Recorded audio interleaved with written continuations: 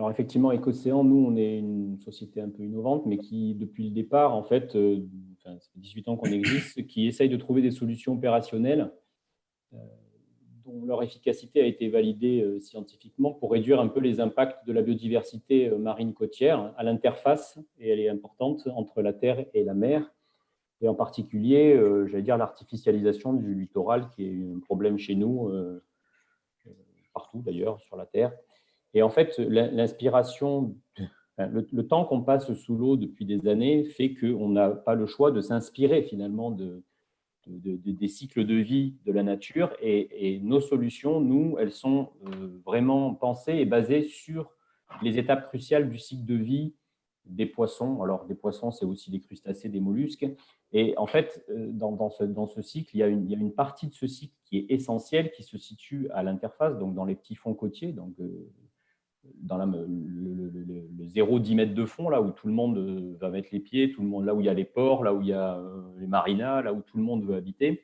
Et en fait, dans cette zone-là, il y a vraiment une fonctionnalité écologique qui est essentielle, qui est celle de nurserie. Et donc, nous, nos solutions, elles ressemblent ni à des brocolis, ni à des acidies, ni à des oursins. Elles reproduisent une fonctionnalité écologique qui est essentielle dans la nature, qui est donc la fonction de nurserie. Et ça, elle a même été démontrée scientifiquement. Donc, on est vraiment dans une bio-inspiration. Concrètement, qu'est-ce que vous faites? Comment ça se traduit dans les gestes, dans ce on que a vous mettez en différentes solutions. Alors, on a une première solution. En fait, on vient aider un poisson qui arrive donc du large vers dans ces petits fonds côtiers, qui fait 1 centimètre, qui a une chance sur 1000 de s'en sortir naturellement, et 0 chance sur 1000 de s'en sortir s'il arrive dans un écosystème qui est artificialisé. Donc, l'idée, c'est d'aider ce stade de 1 centimètre à passer un cap, de faire de 1 centimètre à 8 centimètres. Et pour ça, on a différentes solutions. Donc, soit on prélève la larve avec les pêcheurs, on les fait grossir en milieu artificiel et on les réintroduit dans le milieu, ou bien on vient mettre des habitats dédiés et qui sont adaptés à ces jeunes stades pour qu'ils y trouvent le gîte et le couvert finalement pour arriver à grossir et donc vraiment retourner dans le cycle de vie. Et ce qui est important et ce qui a été dit, juste c'est ça, moi je trouvais intéressant et pour faire la liaison avec ce qui a été dit avant, c'est que nous, on ne voit pas du tout nos solutions si on n'associe pas le concept de l'économie circulaire. C'est-à-dire que là, comme l'a dit, je l'ai noté quand tu l'as dit, Manu, pour toi, enfin, ça fait partie du biomimétisme. Nous, on ne s'est pas posé la question. Nous, il fallait que nos solutions qu'on mette en mer, elles soient de fait, qu'elles ne génèrent pas de déchets. Et comme le milieu marin est agressif et difficile, etc., on s'est dit, on ne va pas mettre quelque chose qui va rester 30 ans, parce que même si ça reste 30, ça peut rester 40, donc à la fin, ça reste un déchet. Donc, c'est quelque chose qui reste pas longtemps, mais qui apporte une fonction écologique. Et l'autre modèle ou l'autre concept essentiel pour nous qui est connecté, enfin qui est à l'intérieur de la bio-inspiration, c'est l'économie de la fonctionnalité. Aujourd'hui, nous, on est une entreprise. On vend quelque chose à un client qui est un maître d'ouvrage et en fait, on ne lui vend pas un produit, on lui vend un service. On lui vend et on lui garantit le service que la fonction écologique de nurserie au sein de sa marina, elle va fonctionner pendant la durée du contrat. Et donc ça, c'est… voilà, donc les principes qui sont en train d'être développés aujourd'hui au travers des bouquins que je lis et que j'essaye de bien comprendre de Manuel, c'est finalement de mettre des mots simples, comme l'a dit Patricia, sur des concepts que nous, on n'avait pas pensé que c'était des concepts, mais qui est pour nous l'ADN d'Écocéan, c'est-à-dire qu'on vit dans l'eau, il nous faut trouver des solutions pour les animaux, donc c'est pour le vivant et avec le vivant, quoi, avec des solutions techniques, parce qu'on a, enfin, aujourd'hui, on a besoin un peu de technicité, mais qui sont tout à fait intégrées dans une économie circulaire. Et voilà. Merci beaucoup pour ce regard à cette pratique. Donc, votre programme se développe vers Cassis, La Ciotat, c'est ça? Oui, alors pour la partie repeuplement au travers de la collecte de larves, elle se fait sur Cassis, Ciotat et sur Marseille. Donc, le projet, vous pouvez venir visiter le projet à Marseille sans problème. Et ensuite, la partie où on vient mettre des habitats dans les structures artificielles type marina, là, on a 40 ports en Méditerranée. Voilà. Donc, on en a un peu partout maintenant. On est 16 personnes, on a un chiffre d'affaires, donc on vend bien une fonctionnalité écologique, c'est-à-dire que là, on parle de bioinspiration, mais ce n'est pas que théorique. Nous, c'est pratique, on est 16 personnes, on fait 1,5 million de chiffre d'affaires et on vend des solutions, on vend des fonctions écologiques à des maîtres d'ouvrage. Merci. Si vous voulez intervenir, ben, faites signe à travers votre écran, soit dans la conversation, soit en faisant un petit signe pour qu'on vous donne la parole.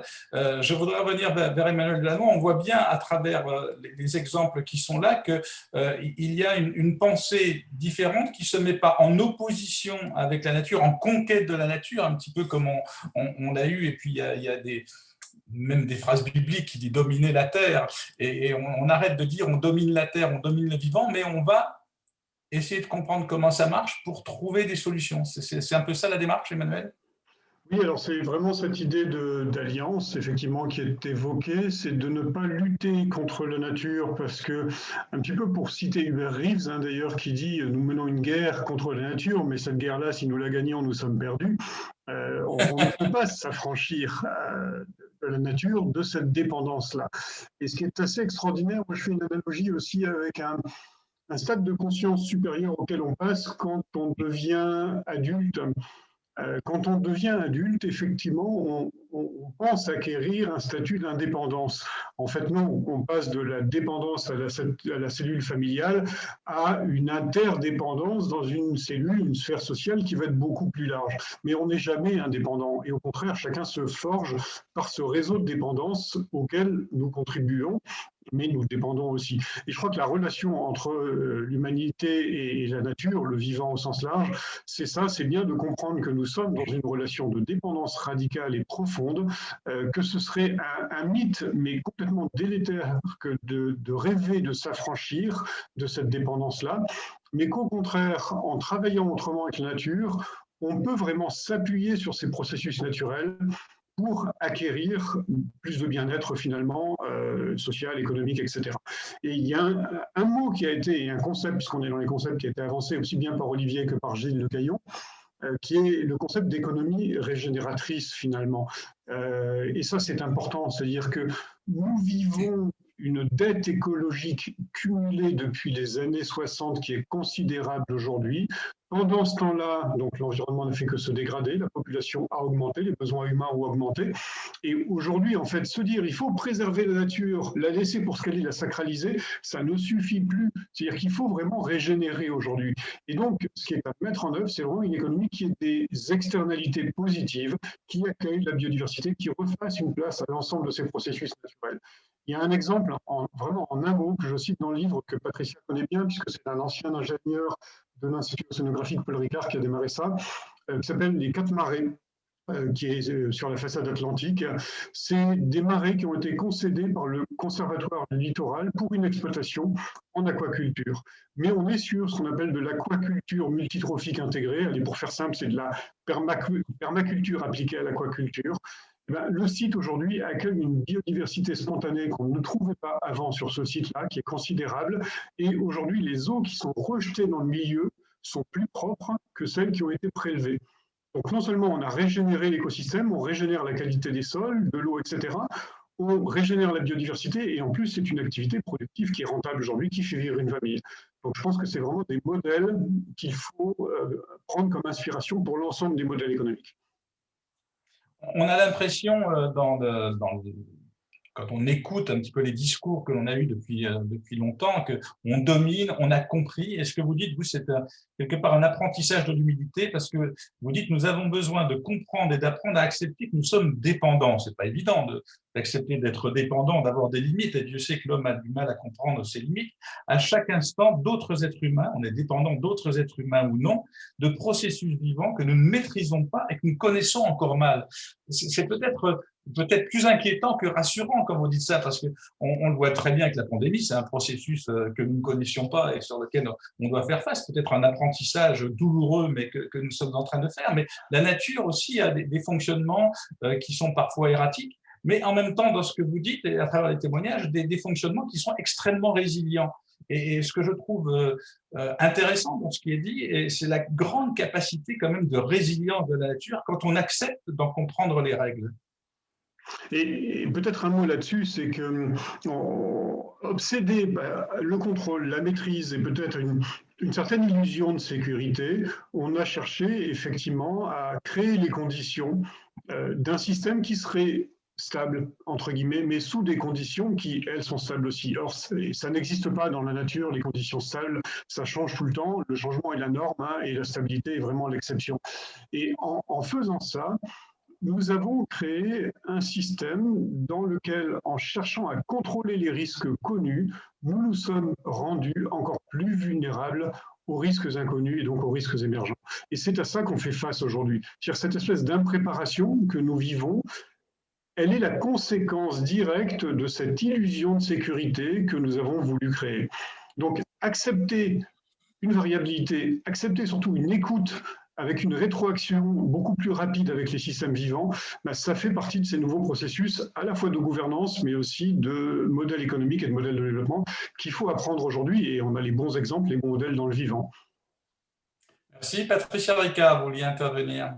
Oui, oui, parce que pour rebondir aussi un petit peu sur ce que vient de dire Emmanuel, il y a quelque chose aujourd'hui qu'on commence à comprendre, ça s'appelle les sciences de la durabilité. C'est-à-dire que jusqu'à maintenant, on faisait du développement durable, on prenait les objectifs onusiens et on en faisait 1, 2, voire 3. Mais il y avait des externalités terribles. Par exemple, effectivement, une centrale nucléaire, c'est bon pour le climat, mais c'est pas très bon pour le vivant ou pour la santé. Bon, et ainsi de suite. Or, là où on se rend compte que la nature est extraordinairement résiliente, c'est que la nature, elle est intrinsèquement durable, c'est-à-dire qu'elle n'a aucune externalité. Et donc, c'est là, c'est cette complexité qu'il faut qu'on intègre. Et peut-être pour ceux qui ne connaissent pas trop bien qui ne sont pas trop familiarisés avec le biomimétisme, il faut peut-être rappeler qu'il y a plusieurs stades. Il y a le stade initial qui est le stade du design, qui est la forme. Hein. Donc, par exemple, vous allez voir les éoliennes qui ont des formes comme les nageoires des baleines à bosse, parce que la baleine à bosse, elle a besoin de portance, mais elle n'a pas besoin de perdre beaucoup d'énergie aussi. Donc, le meilleur dessin industriel d'éoliennes, c'est la nageoire qui a donné le mouvement. Après, vous allez avoir les systèmes. La nature fait des systèmes très intelligents. Vous regardez les termites, elles ont inventé l'air conditionné il y a des millions d'années. C'est-à-dire qu'il fait très chaud la journée, très froid la nuit. Elles gardent une température constante et tout à fait agréable dans leur termitière. Vous regardez, ce sont des colonnes d'air et des colonnes souterraines, enfin des galeries souterraines et elles font circuler l'air chaud et l'air froid toute la journée. Voilà, formidable. Et ensuite, vous avez le troisième stade qui va être celui de l'écosystème. Donc, ça va être l'échange de flux de matière et d'information. Ça, c'est une ville, c'est une entreprise, c'est un jardin, c'est une ferme, voilà. Donc, une fois que vous avez ces règles-là, une fois que vous avez toute l'intelligence du design, une fois que vous avez toute l'intelligence des systèmes, une fois que vous avez toute l'intelligence des organisations, vous avez des systèmes extraordinairement limpides. Si vous voulez rénover la distribution du réseau ferré français, vous regardez votre circulation sanguine. Vous avez une petite veine qui arrive là et vous avez des flux qui viennent se concentrer sur les organes vitaux. Si le train français était dessiné comme un organisme sanguin, on aurait des légumes bio tout le temps dans toutes les grandes villes et il n'y aurait pas le transport, etc. En fait, tout est pensé dans la nature par efficacité. Toutes les lois fondamentales de la science s'expriment. La nature, elle a le prix Nobel de toutes les sciences. D'ailleurs, ces sciences-là, nous les avons acquises en observant le milieu dans lequel on vit. Mais voilà, donc en fait, certes, il y a toute une philosophie, mais il faut rassurer les gens aussi qu'il y a toute une méthodologie qui est tout à fait accessible. Et je trouve ça formidable aujourd'hui qu'à Marseille, il y a des gens comme Picaya, des gens comme le CBIOS, qui accompagnent justement les entreprises pour comprendre comment on peut avancer. Parce que le grand sujet aujourd'hui, c'est de passer de la croissance verte à la croissance bleue. Beaucoup de gens pensent qu'en mettant des panneaux solaires et des éoliens ou une énergie moins polluante, ils vont passer dans le futur. Mais non, en fait, ce n'est pas uniquement en changeant l'énergie et garder les mêmes process que nous y arriverons. Nous y arriverons en changeant tout. Voilà. Le meilleur exemple, et j'engage les gens à aller voir ça, c'est Interface. C'est le monsieur qui a inventé le carré de moquette. Il se promenait dans une forêt en automne et il a vu effectivement ce sol magnifique. Il a réalisé que c'était des milliers de feuilles les unes sur les autres et ça faisait un tapis. Et donc, du coup, il a inventé le carré de moquette. Mais ce carré de moquette, il est écolo, il est recyclé, les cols ne sont pas toxiques, il s'est inspiré du gecko, voilà. Donc, il a mis énormément d'innovation dans son entreprise et non seulement l'entreprise va très, très bien, mais en plus, il a révolutionné le marché de la moquette. Souvenez-vous, avant, la moquette, c'était 3 mètres de long et c'était un semi-remorque.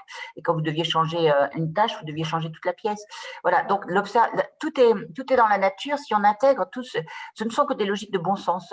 Voilà, quand il y a de la chimie, par exemple, tout à l'heure, je parlais du biofilm.